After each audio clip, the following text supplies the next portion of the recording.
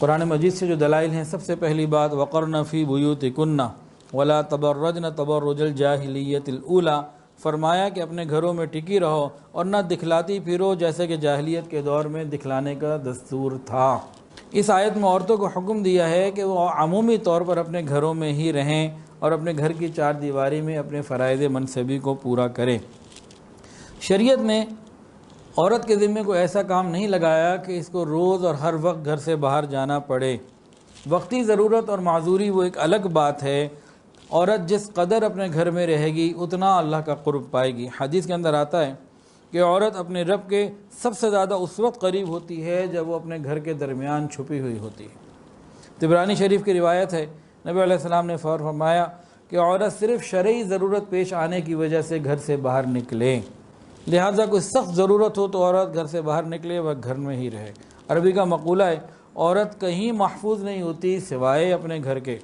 ازواج مطہرات گھر کی چار دیواری میں رہتی تھیں۔ جب گھر میں ہوتی، مدینہ میں ہوتی، شہر میں، تو گھر کی چار دیواری میں رہتی، بلکہ گھر کے اندر رہتے ہوئے بھی اگر یہ دروازہ ہے نا تو دروازے کی طرف رخ کر کے نہیں بیٹھتی، دیوار کی طرف رخ کر کے بیٹھتی تھیں۔ یہ ان کا اپنا ایک عمل تھا کہ کہیں اگر دروازہ کھل گیا، کوئی آ بھی گیا، کوئی ایسی غلطی احتمال ہو بھی گیا، تب بھی میرا چہرہ سامنے نہ ہو۔ تو جب مقام میں ہوتی تو اپنے گھر پہ چار دیواری کے اندر رہتی، لیکن جب ازواج مطہرات سفر کے لیے نکلتی تو خیمے میں ہوتی یا ہودج میں ہوتی۔ اونٹ پر سوار ہیں تو چاروں طرف ایک خیمہ ہی بنا ہوا ہے جس کو ہودج کہتے ہیں، پالکی جو کہہ لیں، کہ چاروں طرف اس کے اندر سے وہ بند ہے، نظر نہیں آتی۔ اور جب کہیں سفر میں پڑاؤ ڈالا، راستے میں رات کیا، کچھ وقت گزارنا ہے تو خیمہ لگا دیا گیا، اس سے اتر کر اس کے اندر آ گئی۔ یہ ازواج مطہرات کا عمل رہا۔ جو واقعہ افک پیش آیا تھا نا کہ میں عائشہ کے اوپر منافقین نے باتیں کی، اس کے پیش آنے میں ایک وجہ یہ بھی سمجھ لیجئے کہ لوگ آئے سمجھے کہ آپ ہودج کے اندر آ چکی ہیں۔ اب چار جوان صحت مند لوگوں نے جب ہودج کو اٹھا کے اونٹ پہ رکھا، انہیں پتہ ہی نہیں چلا کہ اندر ہیں بھی کہ نہیں۔ یہ بات سمجھنے والی تو ہے۔ اور اس آیت میں یہ بھی حکم دیا گیا کہ جاہلیت اولیٰ کی طرح اپنے آپ کو دکھاتی نہ پھرو۔ عجیب بات ہے کہ ہمارے زمانے میں جاہلیت اخریٰ چل رہی ہے، اس میں عورتیں اپنے آپ کو اسی طرح دکھاتی ہیں جیسے جاہلیت اولیٰ میں دکھایا کرتی تھیں۔ دوسری بات ارشاد باری تعالی ہے وَإِذَا سَأَلْتُمُوهُنَّ مَتَاعًا فَاسْأَلُوهُنَّ مِنْ وَرَاءِ حِجَابٍ۔ سورہ احزاب کی آیت ہے کہ جب تم ان سے کسی چیز کا سوال کرو تو پردے کے پیچھے سے کرو، اس میں زیادہ پاکیزگی ہے تمہارے دلوں کے لیے بھی اور ان کے دلوں کے لیے بھی۔ اس آیت میں تعلیم دی گئی ہے ازواج مطہرات کو کہ صحابہ کرام سے کوئی چیز لینی دینی ہو تو پردے کے پیچھے سے لے۔ یہ گھر کے اندر موجود عورت ہے، چار دیواری کے اندر موجود عورت کو کیا حکم دیا گیا کہ اب کوئی آ رہا ہے تو چادر کا پردہ ضروری۔ یہاں ایک اور پوائنٹ پہ غور کریں، یہاں دونوں طبقے ہیں کون جن کو کہا گیا کہ تم دونوں کے دلوں کے لیے ضروری؟ ایک طرف ازواج مطہرات جیسی مقدس ہستیاں ہیں اور دوسرا صحابہ کرام جیسے پاک باز لوگ ہیں۔ جب ان لوگوں کو یہ تعلیم ہے تو ہمیں تو اور زیادہ اس پر احتیاط سے عمل کرنے کی ضرورت ہے، جبکہ بتا بھی دیا گیا کہ دلوں کی پاکیزگی اسی عمل کے اندر ہے، اسی طریقے کے اوپر ہے، دونوں کے لیے بہتر ہے۔ تیسری بات یا ایھا النبی قل لازواجک وبناتک ونساء المؤمنین یدنین علیہن من جلابیبہن۔ اے نبی صلی اللہ علیہ وسلم فرمائیے اپنی ازواج سے اور بیٹیوں سے اور مسلمانوں کی عورتوں سے کہ وہ ڈال لیا کریں اپنے اوپر چادریں۔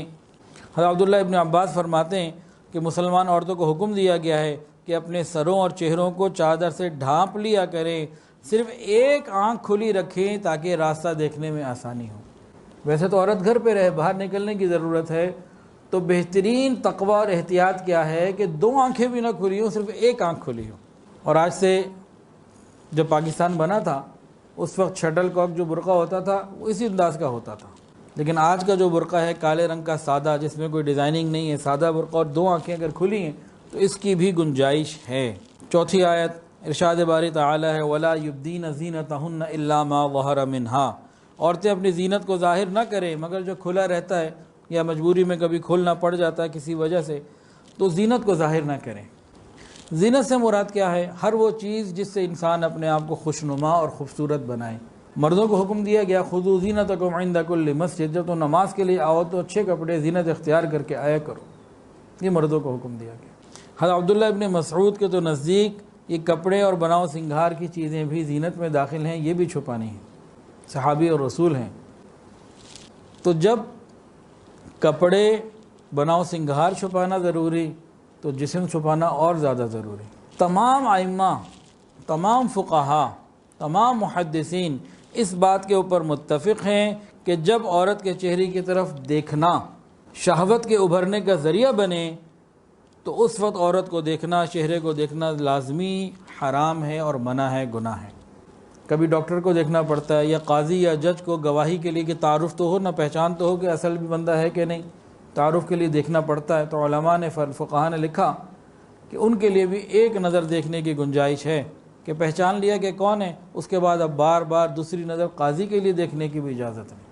وَلَا يُبْدِينَ زِينَتَهُنَّ، اپنی زینت کو چھپانے کا حکم ہے۔ اور چہرہ جو ہے یہ سب سے زیادہ زینت کی جگہ ہوتی ہے۔ جب بھی کوئی لڑکی کا رشتہ آتا ہے تو کیا دیکھتے ہیں، ہاتھ، پاؤں یا چہرہ؟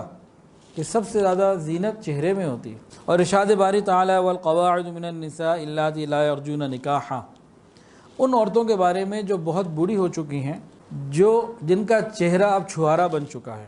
یہ چہرہ چھوارا بن کے رہتا ہے، جن کا چہرہ چھوارا میں سمجھانے کے لیے بات کر رہا ہوں، جن کا چہرہ چھوارا بن چکا ہے اور ان کی طرف اب کوئی اس طرح کی رغبت بھی نہیں رکھتا، شہوت والی رغبت بھی ادھر نہیں آتی، ان عورتوں کو کہا کہ جو عورتیں گھروں میں بیٹھی ہیں، بوڑھی ہیں، جن سے نکاح کی توقع ہی نہیں رہی، ان پر گناہ نہیں کہ اتار رکھیں اپنے نقاب کو۔ وہ اتار سکتی ہیں اپنے نقاب کو، یہ نہیں کہ دکھاتی پھریں اپنے سنگھار کو۔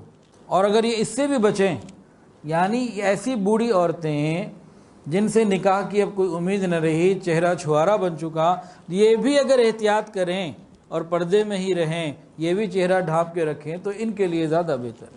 جب شریعت بوڑھی عورتوں کو، جن کا چہرہ چھوارا بن چکا، نکاح کی رغبت ختم ہو گئی، ان کے بارے میں یہ احکامات دے رہی ہے تو جوان عورتوں کے بارے میں شریعت کیا کہہ رہی ہوگی، اس کا مزاج کیا ہوگا؟